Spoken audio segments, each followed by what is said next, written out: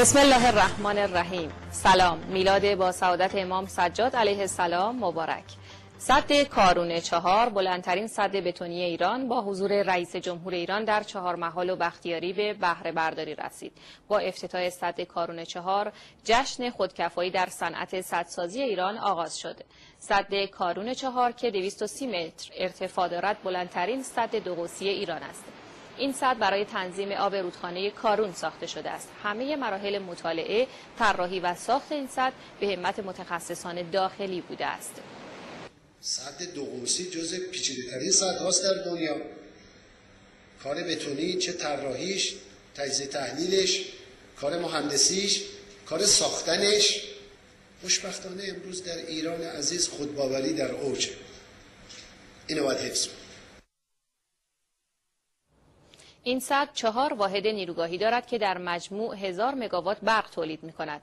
آب ذخیره پشت این سد بیشتر از 2 میلیارد متر مکعب است. برای احداث این سد تاکنون 970 میلیارد تومان هزینه شده است. سد کارون 4 در فاصله 180 کیلومتری جنوب غربی شهر کرد روی رودخانه کارون ساخته شده است. در سفر معاون اول رئیس جمهور ایران به عراق، مقامات دو کشور 6 سند همکاری در زمینه‌های مختلف امضا کردند.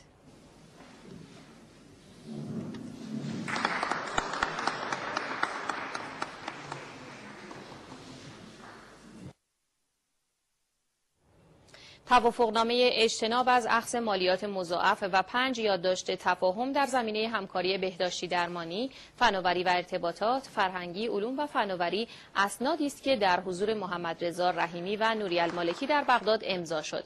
معاون اول رئیس جمهور ایران در نشست خبری مشترک با نخست وزیر عراق گفت جمهوری اسلامی ایران آمادگی دارد دانش علمی و تجربیات خود را به ویژه در زمینه خدمات پزشکی و درمانی در اختیار کشورهای منطقه قرار دهد. نوری مالکی هم گفت به شرکت‌های ایرانی خوش آمد می‌گویم و امیدواریم این شرکت‌ها در توسعه عراق با ما مشارکت کنند. وزیر بهداشت، درمان و آموزش پزشکی ایران گفت توسعه شعبه‌های بین‌المللی دانشگاه‌های علوم پزشکی از اولویت‌های وزارت بهداشت برای جذب دانشجویان داخلی و خارجی است. مرضیه وحید دستجردی در حاشیه مراسم گشایش دانشکده دندانپزشکی پردیس بین‌الملل دانشگاه علوم پزشکی تهران گفت پذیرش دانشجوی خارجی بر اساس ارزش‌های اسلامی و ایرانی در دستور کار وزارت بهداشت ایران قرار دارد. بین الملل رو گرفت. علت همین بود که ما یک ظرفیت‌های باقی مانده‌ای رو در دانشگاه‌های علوم پزشکیمون داریم از اساتید و همینطور وقت‌هایی که میتونیم از اون وقت‌ها استفاده کنیم برای تربیت نیروی انسانی. کیفیت بسیار خوب این دانشکده دندانپزشکی نشون میده که دانشکده دندانپزشکی بین‌المللی دانشگاه علوم پزشکی تهران آمادگی این رو داره که دانشجوی خارجی رو هم بگیره و اون هدف بزرگی رو که برای دانشکده‌های بین‌المللی مترتب بود و بایستی درصدی از دانشجویان اونها رو دانشجوی خارجی تشکیل میداد انشالله با این فضا و با این موقعیت خوب اعضای هیئت علمی انشالله محقق بشه.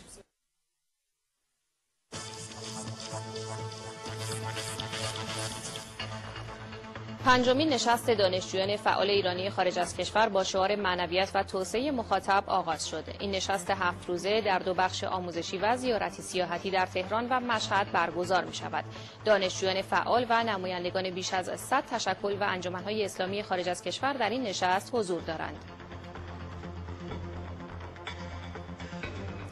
دبیر شورای عالی امنیت ملی ایران گفت دوره تحمیل اراده آمریکا به ملت‌ها به پایان رسیده است. سعید جلیلی در دیدار قائم مقام وزیر امور خارجه هند گفت همکاری‌های جدید منطقه‌ای بهانه حضور، دخالت و نفوذ قدرت‌های بیگانه را از بین خواهد برد. مرحله دوم و پایانی رزمایش بزرگ موشکی پیامبر اعظم 6 با شلیک 3 فروند موشک مدرن و رادارگریز برگزار شد. فناوری، طراحی و تولید تمام سامانه‌های بکار رفته به دست متخصصان داخلی ساخته شده است.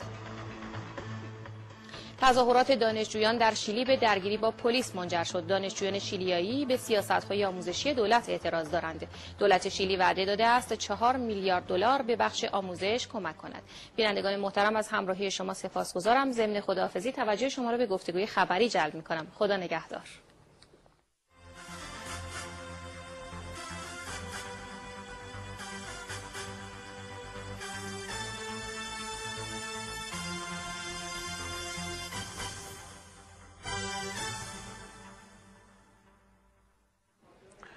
به نام خدا سلام عرض می‌کنم خدمت شما بینندگان عزیز و محترم. همونطور که در خبرها شنیدید 2 تا خبر خیلی مهم و خوب داشتیم در عرصه تحولات اقتصادی داخل کشورمون. یکی بهره برداری از سد کارون 4 که بزرگترین سد بتونی کشور محسوب میشه که توسط متخصصان و مهندسین داخلی به طراحی و به بهره برداری رسیده بود و یکی هم که این به اصطلاح خبر اول در استان چهارمحال بختیاری رخ داده بود و خبر بعدی که در تهران رخ داده برگزاری جشن خودکفایی در صنعت سدسازی در کشورمون که خبر بسیار خوب هم به جهت نشون دادن توانمندی‌های متخصصین کشورمون هم به جهت صرفه‌جویی هایی که در اقتصاد کشورمون صورت خواهد گرفت. ما در خدمت جناب آقای مهندس عطارزاده معاونت محترم آب و آب‌های وزیر نیرو هستیم تا اطلاعات بیشتری از ایشون بگیریم. آقای مهندس خدمت شما سلام و خیر مقدم. منم عرض سلام دارم خدمت شما و همه شنوندگان عزیز و بینندگان عزیز. ما امروز روز میلاد با سعادت حضرت عباس علیه السلام هست که این روز مبارک رو خدمت حضرت علی و همه همکاران و بینندگان عزیز تبریک عرض میکنم. به هر حال ما افتخار داشتیم که به عنوان سقای کشور عیدی بدید، روز عیدی بدیم. عیدی اصلیمون از حضرت عباس گرفتیم انشاءالله در این دنیا و در آخرت هم انشاءالله شفیع ما باشه. دست شما درد نکنه. یه مقدار توضیح بدید راجع به تاریخ این سدی که ساخته شد و اهدافش. من ابتدا خدمتتون عرض کنم این 2 تا خبر یک بار بود. در حقیقت ما خب در 2 جای مختلف 2 منطقه بود، منتها مدیریت بود که همزمان آقای رئیس جمهور در بهره برداری کارون 4 به عنوان اصل خودکفایی که ما در حقیقت برگه خودکفایی ایشون اونجا صحبت کنند و جمع متخصصین هم در تهران جمع شده باشن که همزمان این یعنی همزمان در تهران این جشن رو گرفتید و هم به عنوان مصداق اونجا هم به عنوان مصداق بعد آقای رئیس جمهور بهره برداری کردن. و الحمدلله خب این کار بزرگ که یک عقبه حداقل 30 ساله داره در کشور ما. حضرت امام بعد از انقلاب این دریچه رو باز کردن به روی متخصصین که با تلاش و همت با بهره‌گیری از ابتکارات خودشون و ابداعات خودشون بتونند به صحنه خودکفایی همه برسن. ما در قبل از انقلاب سدهایی که ساخته بودیم عمدتاً توسط خارجیان ساخته شده بود. بجز یک دوره باستانی سدسازی و طرح‌های آبی داریم که به 2-3 هزار سال قبل برمیگرده و یکی از شاهکارهای دنیا هستند که در ایران باستان بوده. ولی یک دوره نقاهت داریم ما در طراحی و در اجرا و به حمدالله بعد از انقلاب با دریچه‌ای که حضرت امام باز کرد روی همه مردم عزیز ایران و به خصوص متخصصین، این خودباوری به متخصصین داده شد که پیچیده ترین سد کشور رو که در نوع خودش 8مین سد دنیا هم هست و بی‌نظیره به لحاظ ارتفاع، به لحاظ 2 قوسی بودن و به لحاظ ویژگی‌هایی که در طول سدسازی در این احداث ما ابتکار به خرج دادن متخصصین ما و تونستن با بهره‌گیری از دانش و نوآوری خودشون مراحل مختلف در بتون، در مباحث تکیه‌گاه‌ها، در مباحث تزریقات، همه اینا ابتکاراتی به خرج دادن که در نوع خودش بی‌نظیره و به حمدالله با طراحی و ساخت و نهایتاً بهره برداری هم سد و نیروگاه توسط متخصصین ایرانی موفق شدن که امروز